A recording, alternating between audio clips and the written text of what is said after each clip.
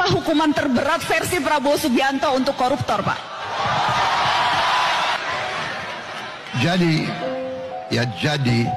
menurut pendapat saya, apa yang sudah ada sekarang sudah cukup menjera. Bayangkan, orang yang korupsi, ya, disita hampir semua kekayaannya, dimiskinkan. Selain hukumannya cukup panjang, ada yang berapa puluh tahun dan sebagainya.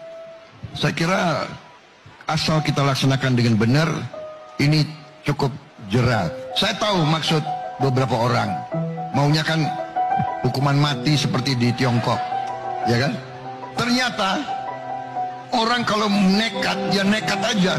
Di Tiongkok sudah ada hukuman mati, masih ada korupsi yang besar-besaran di sana. Ramai korupsi Harvey Mois, publik ingatkan Prabowo Subianto tak ingkari untuk miskinkan tersangka. Dilansir dari suara.com, mega korupsi yang dilakukan Harvey Mois dan Helena Lim bersama 14 tersangka lainnya dengan total kerugian negara mencapai 271 triliun menjadi sorotan publik. Masalah korupsi di Indonesia tampak tak ada habisnya. Pemberantasan korupsi pun terus dilakukan, termasuk hukuman-hukuman yang sekiranya jera harus segera disiapkan. Pasalnya, pada Oktober 2024 nanti, Indonesia bakal memiliki presiden baru jika sengketa Pilpres 2024 tak membuktikan Prabowo Gibran curang. Namun Prabowo Subianto pun kembali disorot terkait janji yang akan memberantas korupsi jika terpilih menjadi presiden. Mengutip wawancaranya dengan Najwa Shihab, Prabowo diingatkan oleh publik tak mengingkari dengan janjinya untuk memberantas korupsi, termasuk memiskinkan koruptor.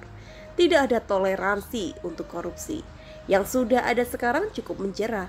Bayangkan orang yang korupsi disita semua kekayaannya, dimiskinkan, selain hukumannya penjara cukup panjang. Ujar Prabowo seperti dikutip dari video Najwa Shihab yang dibagikan ulang oleh akun Instagram @viral_celeb Rabu 3 April 2024. Prabowo mengakui bahwa beberapa orang mengarahkan agar koruptor di Indonesia dihukum mati seperti di Cina. Namun bagi Prabowo, hukuman mati yang diterapkan di Cina pun tetap membuat orang-orang tak takut korupsi. Saya kira jika kita laksanakan dengan benar, maka cukup jera. Maunya kan hukuman mati seperti di Tiongkok. Ternyata orang nekat saja di Tiongkok sudah ada hukuman mati. Masih ada korupsi besar-besaran di sana, kata Prabowo.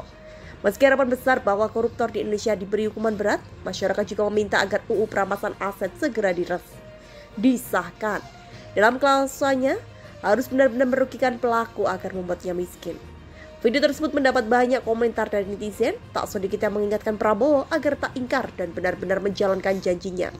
Miskinkan saja Pak, biar dia tahu rasanya nggak bisa beli apa-apa, ujar salah satu netizen. Cepat dilaksanakan Pak, kata lainnya.